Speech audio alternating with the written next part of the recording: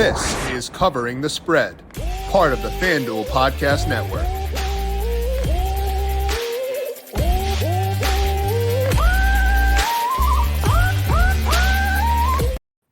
It is a massive week at Churchill Downs and FanDuel Racing because we have not just the Kentucky Derby on Saturday, but also they're going to run the Kentucky Oaks on a Friday. We already broke down the Derby on Monday with Christina Blacker of FanDuel TV, and today it is time to talk the Oaks. Here to do that is Dubs Anderson of FanDuel TV and FanDuel Racing. We're going to talk to him about the Oaks on Friday, you know, what he's looking at, his horse racing process, and his pick for the Oaks, but also we'll talk some Derby at the end on Saturday. This is Covering the Spread right here on the FanDuel Podcast Network and FanDuel Research. My name is Jim Sonis.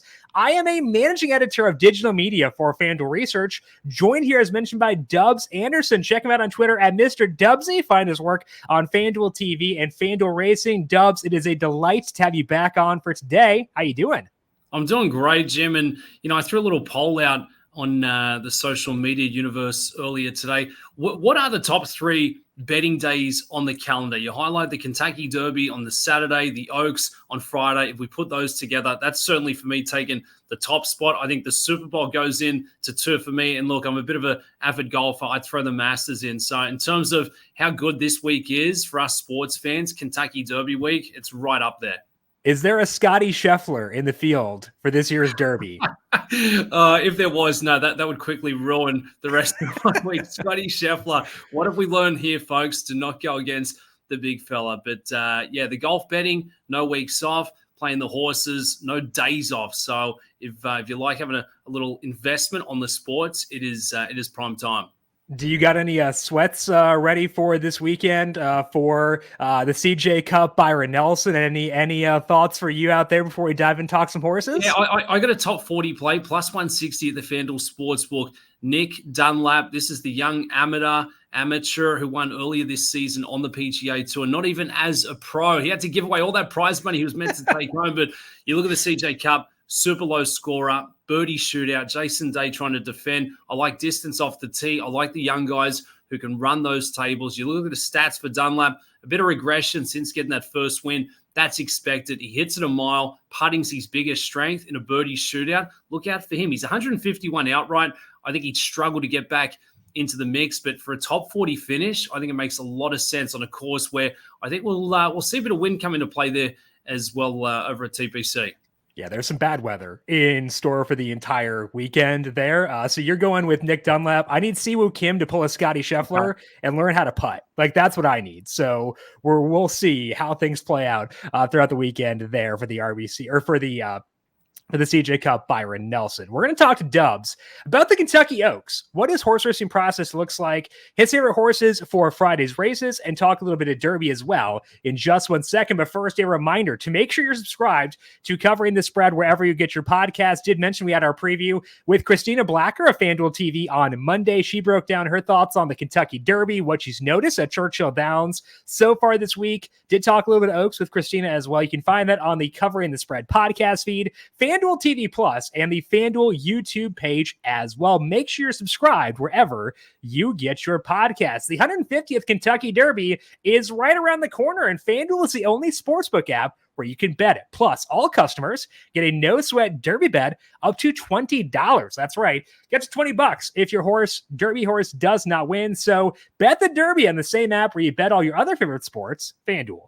Just download to score your no-sweat Derby bet up to $20 for the Kentucky Derby this Saturday. Must be 21 plus and reside in Arkansas, Arizona, California, Colorado, Connecticut, Delaware, Florida, Idaho, Illinois, Indiana, Iowa, Kentucky, Louisiana, Maryland, Massachusetts, Michigan, Minnesota, Montana, New Hampshire, New Mexico, New York, Ohio, Oregon, Pennsylvania, Rhode Island, South Dakota, Virginia, Washington, West Virginia, or Wyoming. Offer valid on first Derby win wager. Verified FanDuel Racing account required. Refund issued in non-withdrawable racing site credit that expires on 6/10/24. Restrictions apply.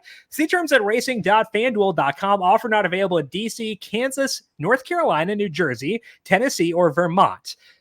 Gambling problem? Call 1-800-GAMBLER or visit FanDuel.com/RG in Colorado, DC, Iowa, Kentucky, Michigan, North Carolina, New Jersey, Ohio, Pennsylvania, Illinois, Tennessee, Virginia, and Vermont. Call 1-800-NEXT-STEP or text NEXT-STEP to 53342 in Arizona, 1-888-789-7777, or visit ccpg.org/chat in Connecticut, 1-800-9-WITH-IT in Indiana, 1-800-522-4700, visit ksgamblinghelp.com in Kansas, 1-877-770-STOP in Louisiana. Visit mdgamblinghelp.org in Maryland, 1-800-GAMBLER.net in West Virginia, 1-800-522-4700 in Wyoming.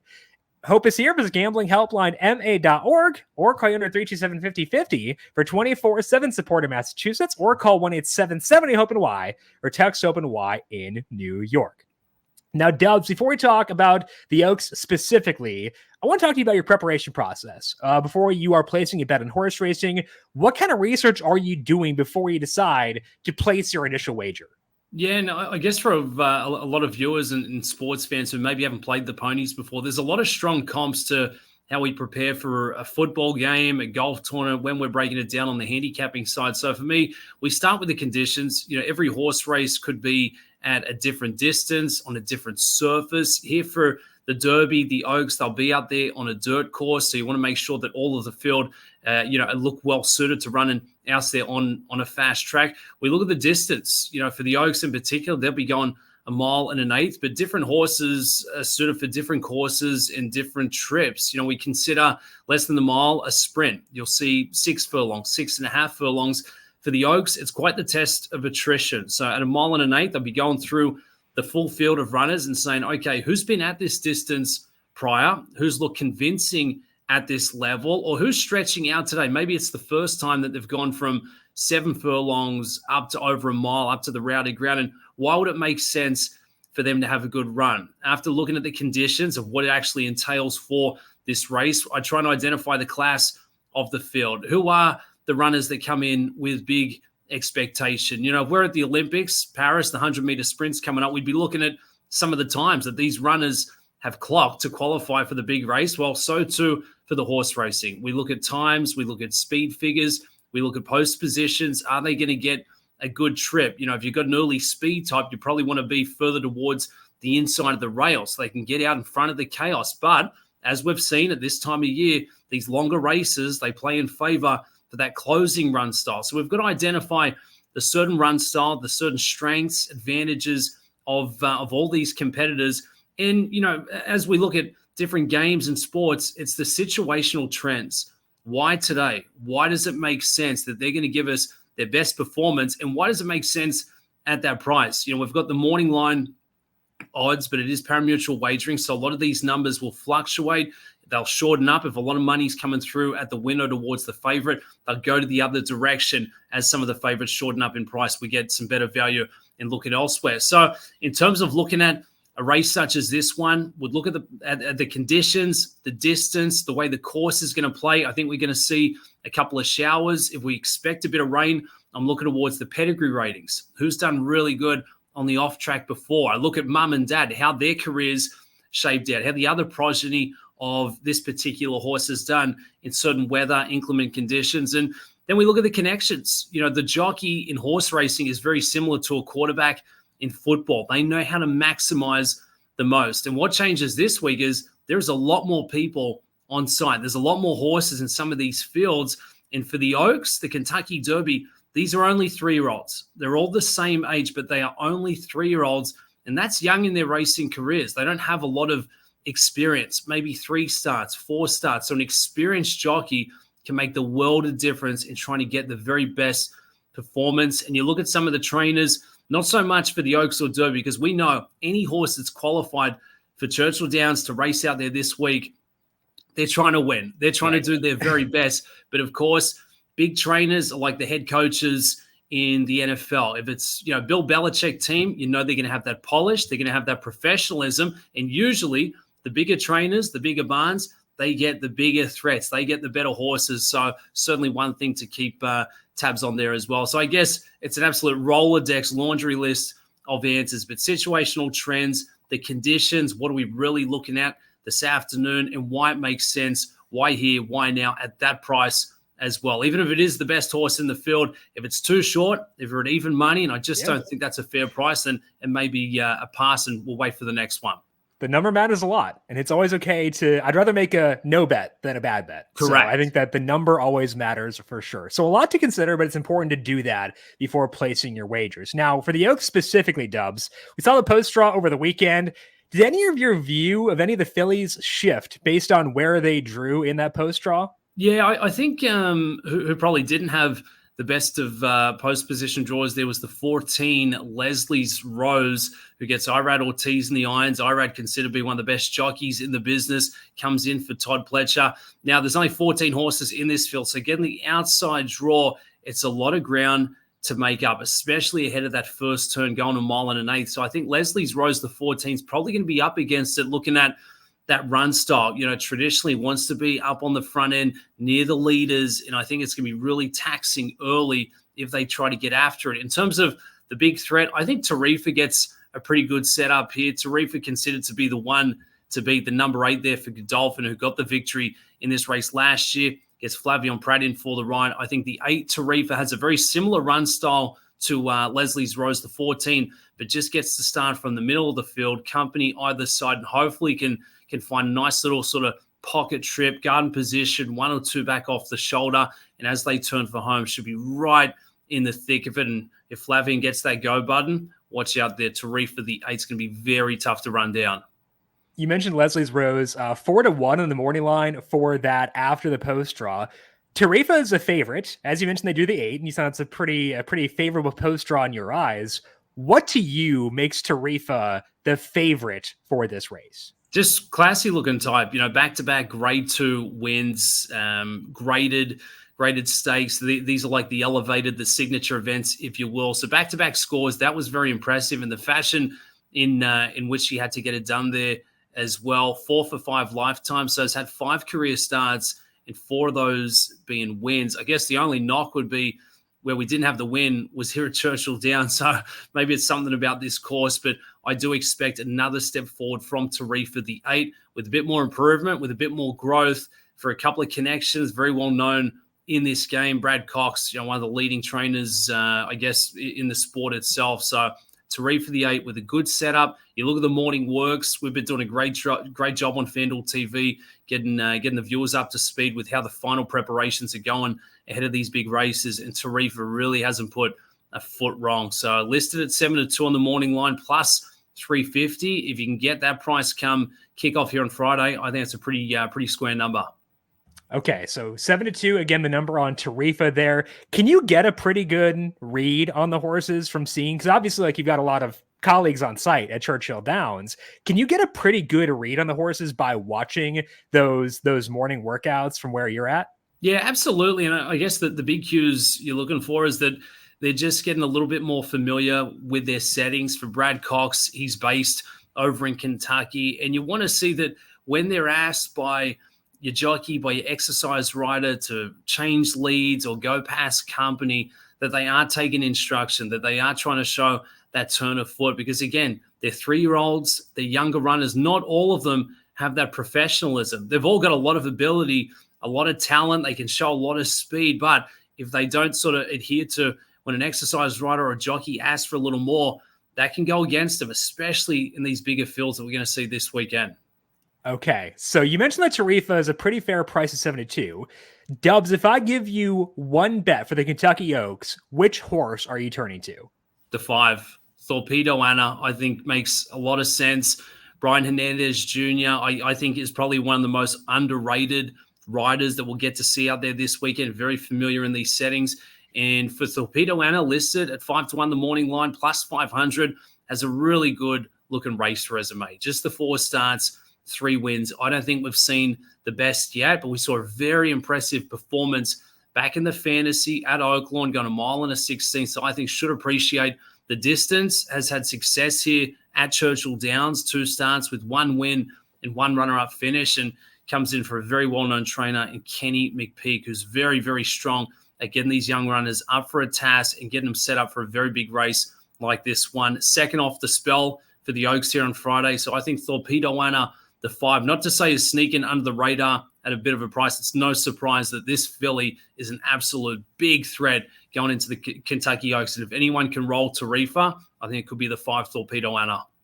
All right. So we had Christina Blacker on Monday, like I mentioned, and Christina picked Torpedo Anna as well. So we're getting synergy across the FanDuel TV family. And to me, that's what I want. I want more confidence in that pick, and I want more confidence in the recommendation. And if I've got two sharp people like you and Christina both on Torpedo Anna, I'm going to feel a lot better about it for sure.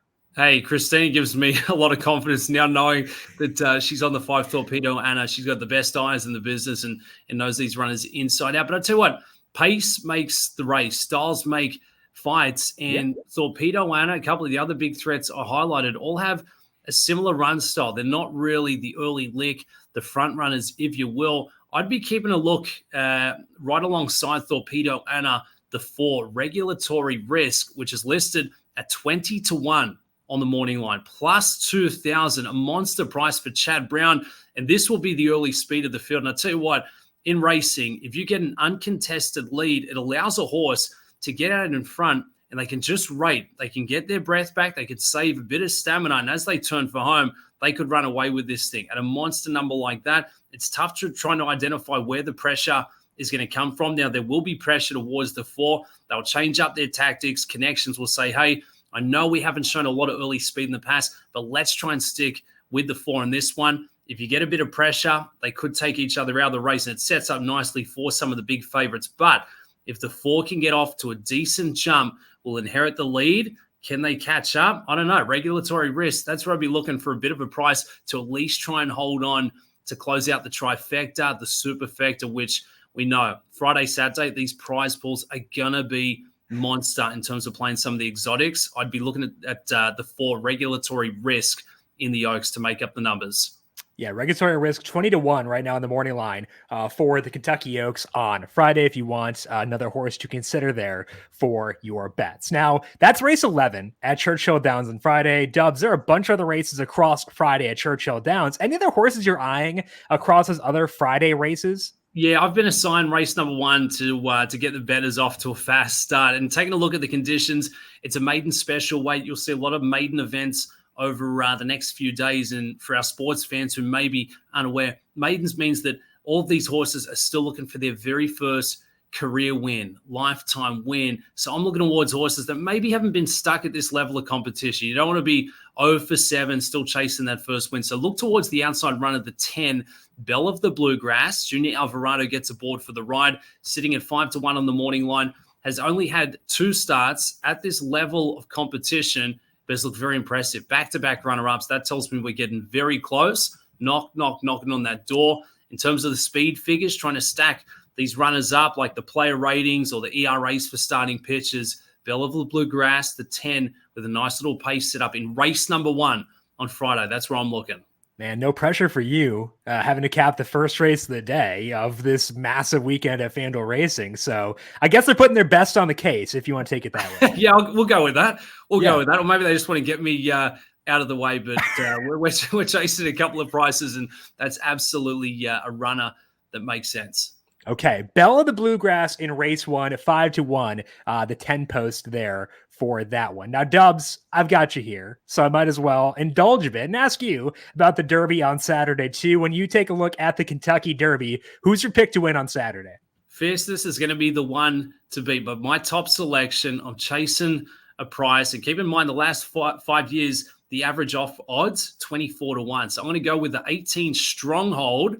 Antonio Fraser rides for West Coast trainer Phil D'Amato, has 6 starts, 3 wins, but 6 starts at 6 different courses. Broke the maiden, so got that first career win right here at Churchill Downs. Comes off an impressive win at the Santa Anita Derby, and I'm not banking on Stronghold to come in with the best resume, but I'm banking on Stronghold to take the biggest step forward and show that improvement. For me, on the betting side of things, going into the Oaks or to the Derby, you've got to look for value with the runners that you think can still show a bit more progression, not the ones that we've seen the monster performances from, and maybe they've already hit that top gear. So Stronghold, the 18 for me, I think gets a nice little setup. In terms of the trends coming into this one, you'll hear it all week. The 17 spot is 0 for 44 lifetime in winning the Kentucky Derby. Fierceness, the big favorite for Todd Pletcher, drew the 17 spot. We've had a scratching, so we'll now shift across the spot. My 18 stronghold will now start from post position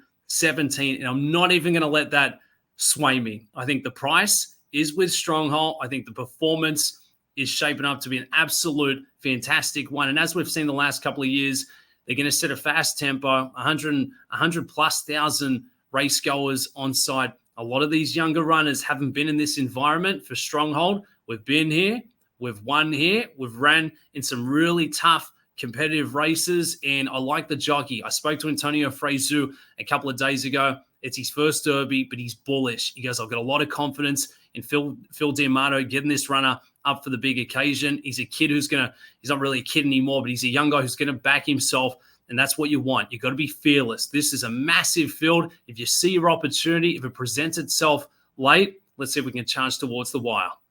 Okay, so you are on Stronghold, which was in the 18, now moved to the 17. We talked to Christina on Monday, and she talked about why the 17 fears may have been a bit overblown. And hey, that applies to Stronghold now as well. So you benefit from that, where maybe the trend's a bit misleading based on the horses who have actually drawn that post not being as strong as a horse like Fierces, and hopefully not as strong as a horse like Stronghold either.